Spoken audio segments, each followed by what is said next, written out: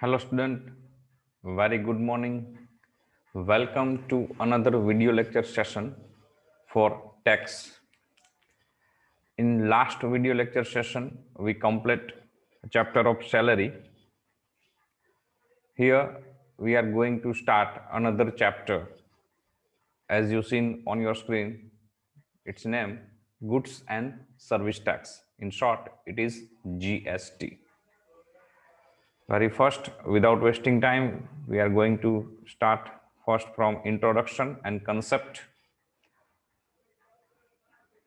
There are around 160 countries that have implemented GST or VAT in some form the other. દુનિયામાં લગભગ 190થી પણ વધુ દેશો છે.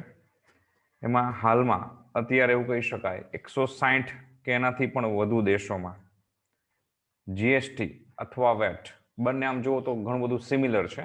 જીએસટીમાં અને વેટમાં તો લાગુ પડેલું છે. જીએસટી અથવા તો કોઈ દેશમાં એના જેવું સ્વરૂપ છે વેટનું તો વેટ છે. In some country VAT is the substitute for GST but conceptually it is destination based tax levied on the consumption of goods and services. તમે જોવા જાઓ તો ઘણા બધા દેશોમાં વેટ લાગુ પડેલું છે જીએસટીના સબસ્ટિટ્યુટ તરીકે. પણ કન્સેપ્ચ્યુઅલી મતલબ કે તમે કેલ્ક્યુલેશન વાઇઝ જોવા જાઓ અથવા એનું જે પ્રોસેસ વાઇઝ તમે જોવા જાઓ તો it is one type of GST. VAT ગણો કે જીએસટી. બી રિમેમ્બર, જીએસટી એ વેટ ઉપરથી જ બનેલું છે. જો વેટ ન હોત તો જીએસટી પણ કદાચ ન હોત એવું કહી શકીએ. જીએસટી કે વેટ જે છે એ ડેસ્ટિનેશન બેઝડ ટેક્સ છે. મતલબ કે સૌથી છેલ્લે જેનું કન્ઝ્યુમર જે પ્લેસમાં છે, જે સ્ટેટમાં છે, જે કન્ટ્રીમાં છે ત્યાં એનું કેલ્ક્યુલેશન થશે અને ત્યાં એ સ્ટેટને કે કન્ટ્રીને કે જે કે એરિયા છે એનો એ જીએસટીની ઇન્કમ ગણાશે. It means it is a destination based tax levied on the consumption of goods and services. જ્યાં એ માલ કે સેવાનો વપરાશ થાય ત્યાં એની આકારણી કરવામાં આવશે, ઉઘરાણી કરવામાં આવશે અથવા તો એવું કહી શકાય જે તે રાજ્યની જે સરકાર છે તેની પાસે રહેશે. France was the first to introduce GST in the year 1954. સૌથી પહેલો દુનિયામાં ફ્રાન્સ નામનું જે કન્ટ્રી છે એને 1954માં જીએસટી લાગુ પાડેલું છે. Only Canada has dual GST module just like in India implementing dual GST model. એક કેનેડા એવું કન્ટ્રી છે કે જેમાં ડ્યુઅલ જીએસટીની સિસ્ટમ છે, બેવડું જીએસટી, ડબલ જીએસટી. ઇન્ડિયામાં પણ તમે જોઈ શકો એ જ રીતનું છે. ડ્યુઅલ મતલબ બે વખત નથી, પણ તમારો જે રેટ છે એમાં બે ભાગ છે. જો તમારા કોઈ ફેમિલી મેમ્બર બિઝનેસ કરતા હોય અથવા કોઈ રિલેટિવ્સમાં બિઝનેસ કરતા હોય તો તમે જોઈ શકશો આઈજીએસટી, એસજીએસટી, સીજીએસટી એવા અલગ અલગ પાર્ટ્સ છે. તો એક સીજીએસટી અને એક આઈજીએસટી અથવા એસજીએસટી. ફોર એક્ઝામ્પલ કોઈ વસ્તુ પર 12% જીએસટીનો રેટ છે 12%, તો એમાં 6% સ્ટેટ અને 6% સેન્ટ્રલ ગવર્મેન્ટ. તો આ બે ભાગ થશે. તો એ રીતે ડ્યુઅલ જીએસટી સિસ્ટમ કેનેડામાં પણ છે, એવી જ રીતે ઇન્ડિયામાં પણ છે. Rate of GST range between 15 to 20% generally may differ to higher lower side in few countries. સામાન્ય રીતે બધા દેશોમાં જોવા જઈએ તો જીએસટીનો જે રેટ છે એ 15%થી લઈ અને 20% સુધીની હોય છે બાઉન્ડ્રી. પણ ઘણા બધા દેશોમાં આમાં સામાન્ય ફેરફારો જે બોર્ડર છે 20%થી ઉપર પણ છે, ક્યાંક 15%ની નીચે પણ છે. પણ મેજોરિટી કન્ટ્રીઝમાં એનો જે રેટ છે એ 15 થી 20%ની વચ્ચે છે.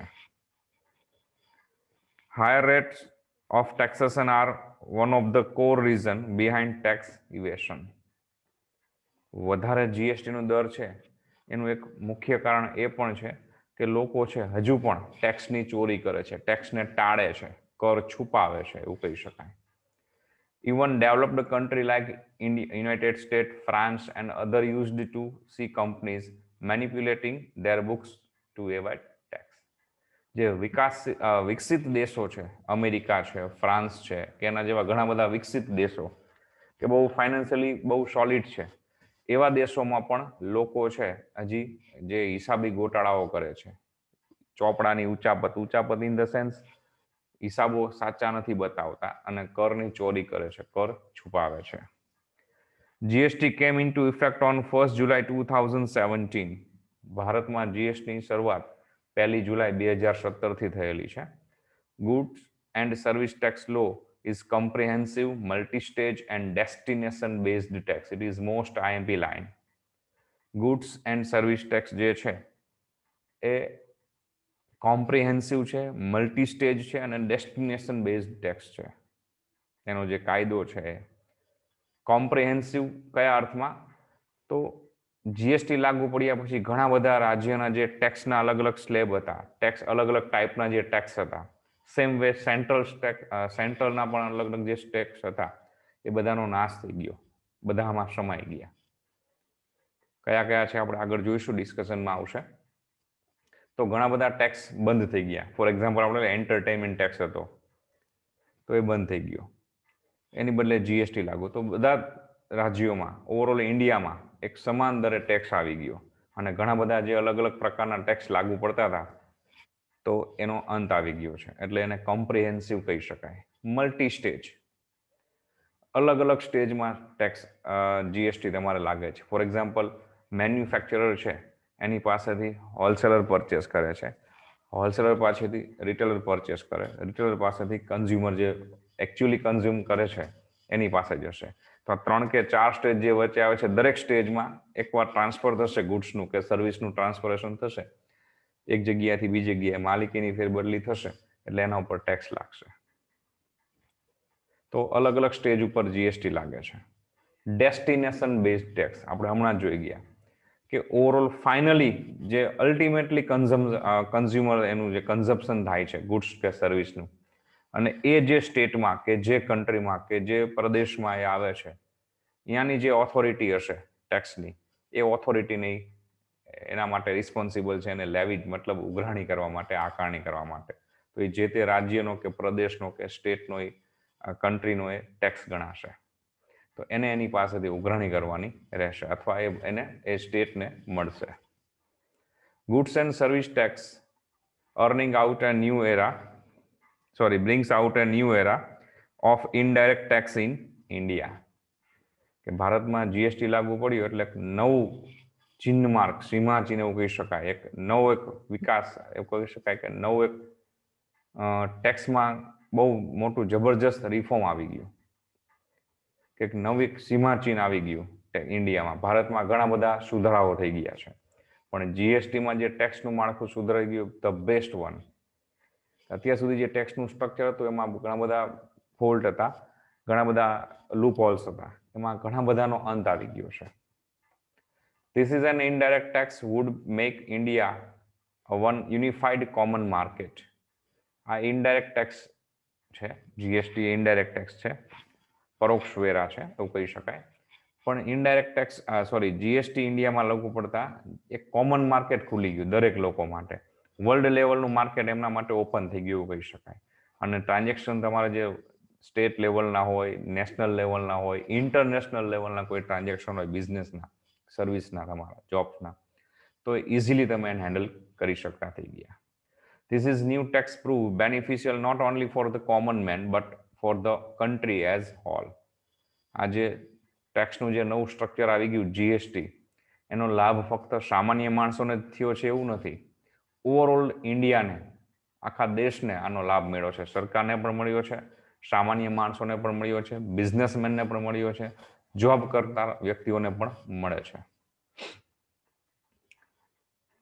ઘણા બધા એ સિવાયના પોઈન્ટ્સ આપેલા છે, જોતા જઈએ આપણે. First, combining various taxes. તો આ કોમ્પ્રિહેન્સિવમાં તમને સમજાવેલું એ છે. It combines a variety of indirect tax and allows tax credit against goods and as well as service. GST લાગુ પડ્યું એટલે ઘણા બધા ટેક્સનો એમાં સમાવેશ થઈ ગયો. એ બધા ટેક્સ બંધ થઈ ગયા.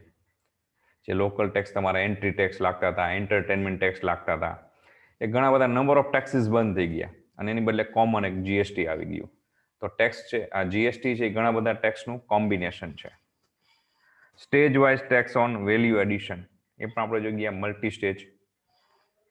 It is levied at all stage right from manufacture up to final consumption with the credit of tax paid at previous stage available as set off. In a nutshell, only a valuation addition value addition will be taxed and burden of tax is to be borne by the final consumer.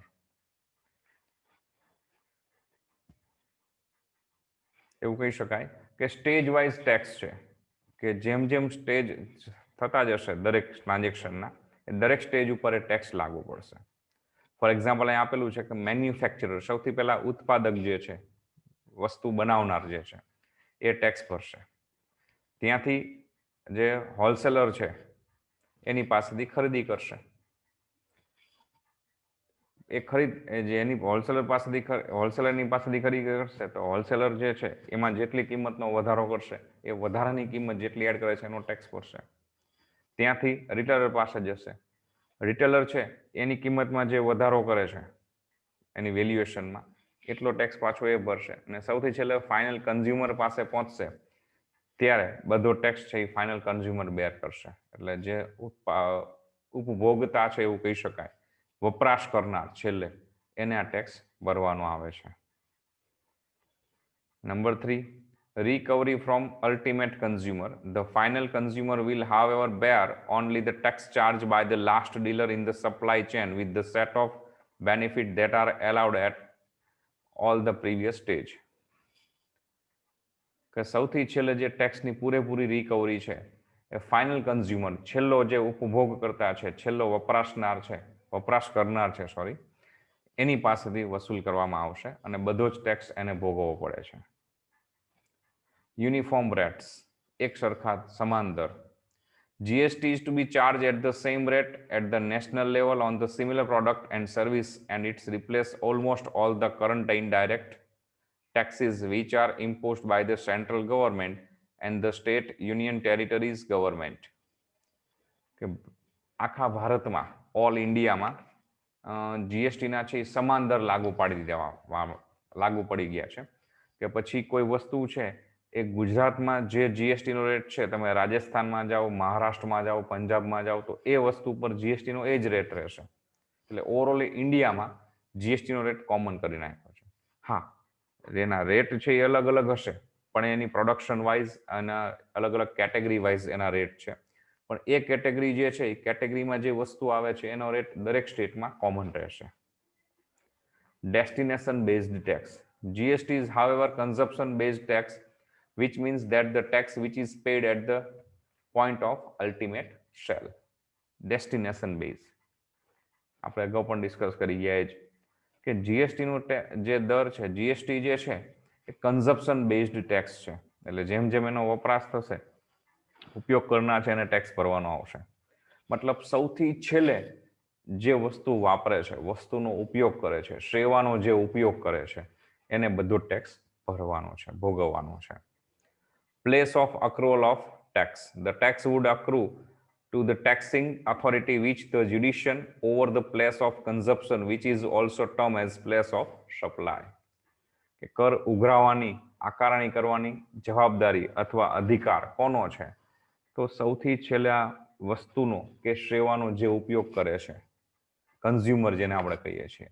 Consumer જે પ્લેસમાં છે, જે રાજ્યમાં છે, જે સ્ટેટમાં છે, જે કન્ટ્રીમાં છે, જે પ્રદેશમાં છે, જે વિસ્તારમાં છે, જે તે વિસ્તારની, પ્રદેશની, સ્ટેટની, કન્ટ્રીની જે ઓથોરિટી છે એની પાસે અધિકાર છે, રાઇટ્સ છે કે જે વસ્તુ કે સેવાનો ઉપયોગ થયો છે એનો જે કંઈ જીએસટી ચાર્જ થાય છે એ અક્રુલ મતલબ આકારણી કરી શકે, ઉઘરાવી શકે, વસૂલ કરી શકે. Exemption to small traders. નાના જે ઉત્પાદકો છે, નાના વેપારીઓ છે એ લોકોને આમાંથી બાકાત કરેલા છે, બાદ કરેલા છે. Taxpayer within aggregate turnover ₹40 lakh would be exempted from tax. કે જે લોકોનું વાર્ષિક ટર્નઓવર ખરીદ વેચાણ 40 લાખથી ઓછું થાય છે એ લોકોને જીએસટીમાંથી મુક્તિ આપેલી છે. For north Indian state and Sikkim exemption would be ₹20 lakh. North Indian જે છે ઉત્તર ભારત એના જે રાજ્યો છે અને સિક્કિમ જે છે એમાં આ મર્યાદા છે એ 40 ની બદલે 20 લાખ નક્કી કરેલી છે.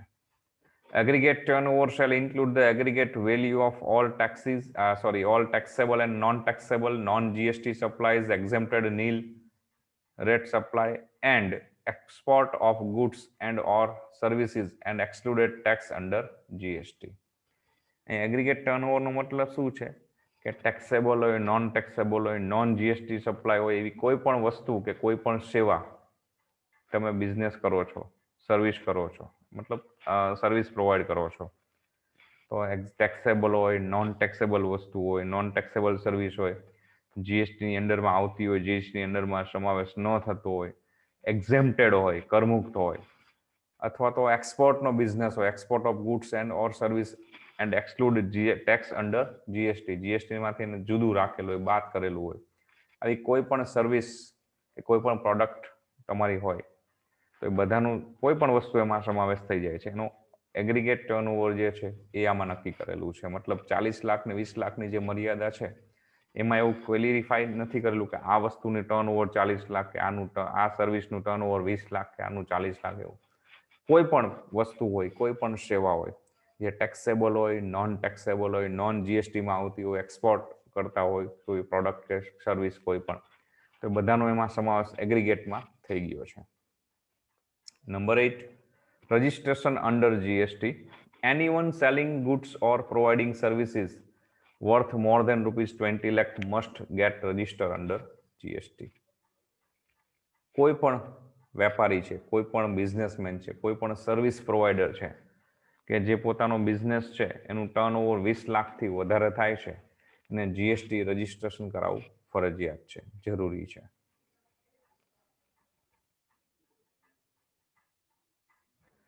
Salient feature and overview of GST Act. જીએસટીનો જે કાયદો છે એના અમુક લક્ષણો, મુખ્ય લક્ષણો જે છે આપણે જોઈએ.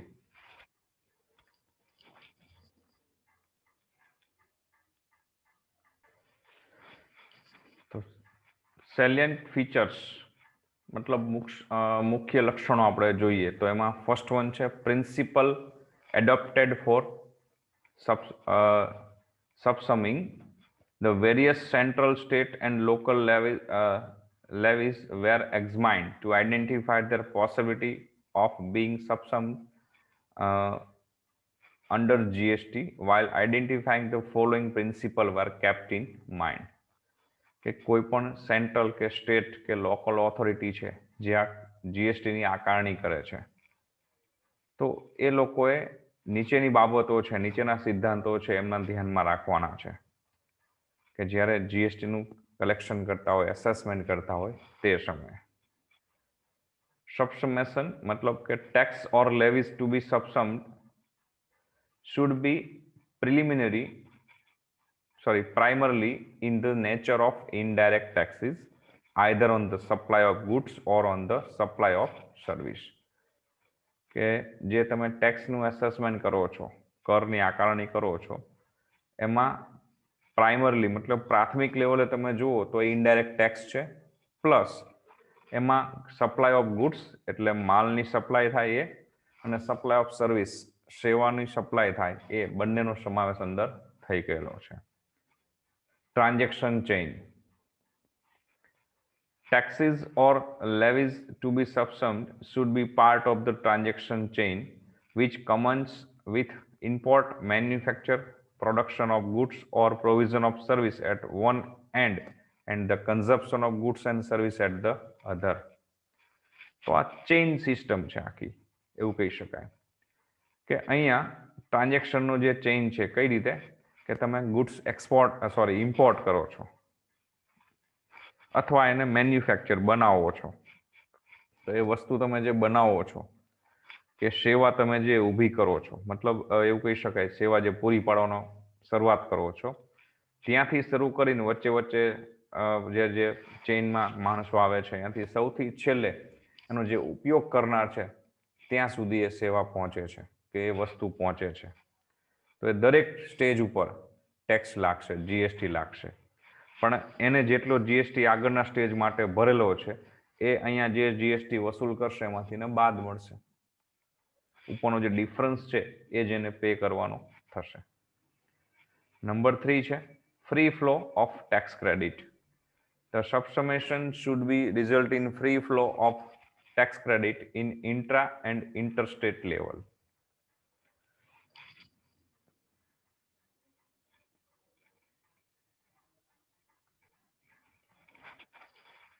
Subsummation should be result in free flow of tax credit in intra and interstate levels.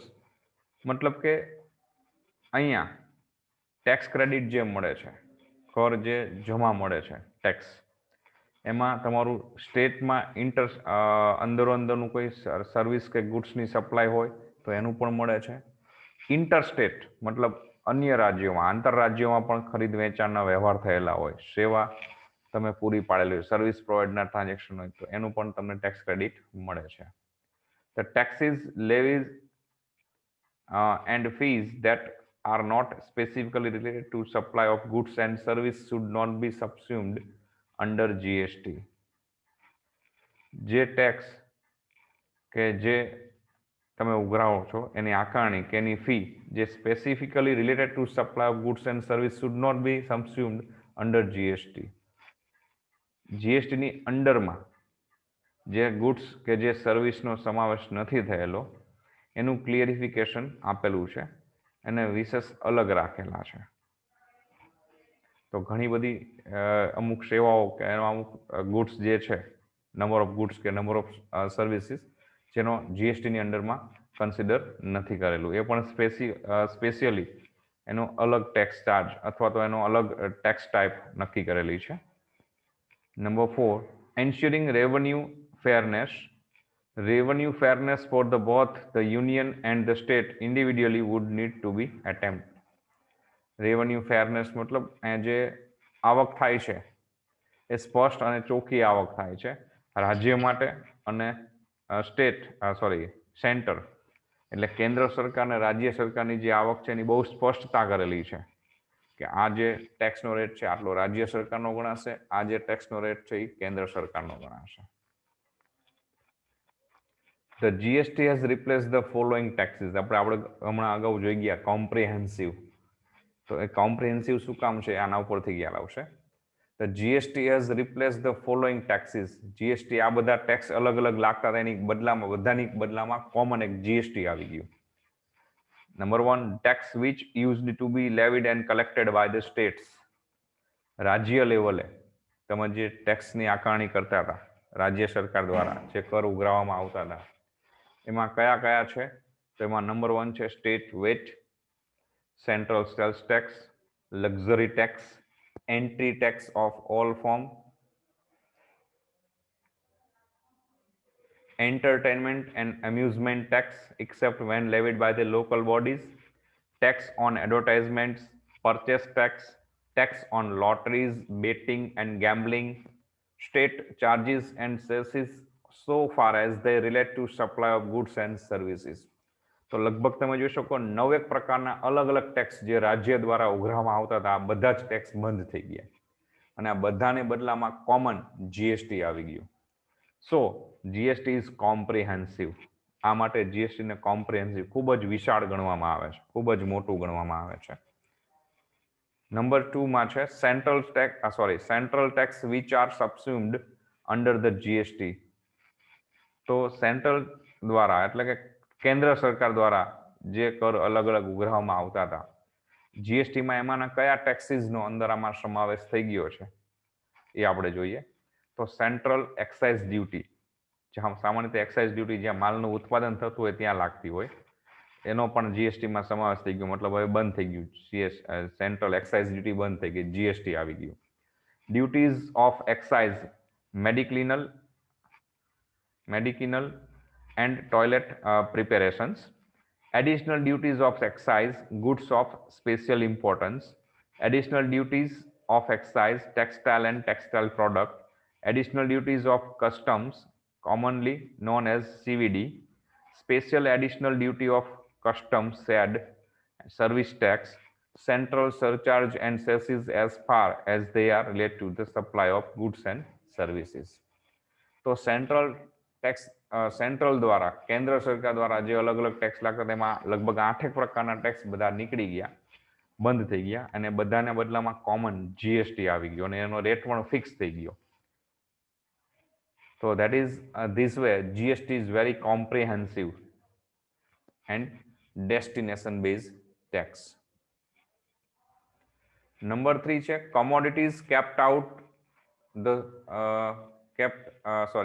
outside the purview of GST. GST ના ક્રાઇટેરિયામાં કઈ વસ્તુઓનો સમાવેશ નથી થતો એ જોઈએ આપણે. Article 366(12)A of the Constitution as amended by 101 First Constitutional 100 First Constitutional Amendment Act 2016 defined the goods and service tax as a tax on supply of goods or service or both except. તો article 366 જે છે એમાં કલમ 12A છે, એમાં જે બંધારણમાં જોગવાઈ આપેલી છે એમાં 101 નંબરનો જે સુધારો 2016માં એનો સુધારો આવેલો છે, એ સુધારા પ્રમાણે ગુડ્સ એન્ડ સર્વિસ ટેક્સમાં કઈ વસ્તુઓનો સમાવેશ કે કઈ સેવાનો સમાવેશ નથી થતો અથવા કયા બંનેનો સમાવેશ નથી થતો એ આપેલું છે. Number 1, supply of alcoholic liquor for human consumption. So alcohol for human consumption is kept out of GST by way of definition of GST on Constitution. બંધારણમાં જે જોગવાઈ છે એ પ્રમાણે આલ્કોહોલિક લીકર મતલબ શુદ્ધ અને દેશી ભાષામાં આપણે કહીએ તો દારૂ, તમે જેને સમજો છો એ પીણું, દારૂનું જે પીણું છે જેનો માણસો ઉપયોગ કરે છે પીવા માટે, એનો સમાવેશ જીએસટીમાં નથી કરેલો. એમાં હજી વેટ કે ટેક્સ કે જે કંઈ આ જીએસટી સિવાયનું જે ટેક્સ સ્ટ્રક્ચર છે એ જ લાગુ પડે છે. નંબર 2 છે 5 petroleum products like for example છે પેટ્રોલિયમ ક્રૂડ, મોટર સ્પિરિટ એટલે કે petrol, high speed diesel, natural gas and aviation turbine fuel have temporary been kept out. તો 5 પેટ્રોલિયમ પ્રોડક્ટ જે છે એનો પણ સમાવેશ નથી થયેલો. એ કઈ 5 છે આપણને આપેલું છે, પેટ્રોલિયમ ક્રૂડ છે, મોટર સ્પિરિટ જેને આપણે સીધી સાદી ભાષામાં પેટ્રોલ કહીએ છીએ, પછી high speed diesel, natural gas કુદરતી ગેસ, અને એવિએશન ટર્બાઇન ફ્યુલ જે સામાન્ય રીતે પ્લેન માટે વપરાતું હોય છે, હવાઈ જહાજ માટે જે વપરાતા હોય છે ફ્યુલ બધા, એનો આ 5 વસ્તુનો પણ સમાવેશ જીએસટીમાં નથી કરવામાં આવેલો. GST Council shall decide the date from which they shall be included in GST. જીએસટીનું જે કાઉન્સિલ છે એ ભવિષ્યમાં નક્કી કરશે કે આ 5 વસ્તુ જે છે પેટ્રોલિયમ પ્રોડક્ટ એનો કઈ તારીખથી, કયા દિવસથી, કયા સમયથી જીએસટીમાં સમાવેશ કરવો એ લોકો પછી નક્કી કરવાના છે. નંબર 3 છે furthermore electricity has been kept out of GST. GB જે કહી છે આપણે સીધી સાદી ભાષામાં, ઇલેક્ટ્રિસિટી, પાવર, તો એનો પણ સમાવેશ જીએસટીમાં હાલમાં હજી નથી કરેલો. ધ એક્ઝિસ્ટિંગ ટેક્સેશન સિસ્ટમ મતલબ કે વેટ અથવા સેન્ટ્રલ એક્સાઇઝ જે કંઈ ચાલુ છે will continue in respect of the above items. તો આપણને જે ઉપલી 3 બાબત જોઈ ગયા, એક તો હ્યુમન લીકર, માણસો જે પીવે છે, મતલબ આપણે જોઈ ગયા આલ્કોહોલિક લીકર, દારૂ જેને આપણે કહીએ છીએ, એ 5 પેટ્રોલિયમ પ્રોડક્ટ અને ઇલેક્ટ્રિસિટી. તો આ બધી વસ્તુનો સમાવેશ જીએસટીમાં હજુ સુધી થયો નથી. તો આના ઉપર ટેક્સ કઈ રીતે ઉઘરાવાશે? તો જીએસટી પહેલા જે ચાલુ હતું સ્ટ્રક્ચર, વેટ અને સેન્ટ્રલ એક્સાઇઝ. ઉત્પાદન થતું હોય ત્યાં એક સેન્ટ્રલ એક્સાઇઝ લાગશે, ટ્રાન્સફરન્ટ થતું હોય મતલબ કે ટ્રાન્સફર થતું હોય, વ્યવહારો થતા હોય ત્યાં વેટ લાગશે. તો એ જ પદ્ધતિથી આ બધી વસ્તુઓ પર હાલમાં ટેક્સ કલેક્શન કરવામાં આવે છે અથવા તો ટેક્સનું એસેસમેન્ટ કરવામાં આવે છે. ઓકે, નેક્સ્ટ છે ડ્યુઅલ જીએસટી, એ આપણે નેક્સ્ટ લેક્ચરમાં ડિસ્કસ કરીશું.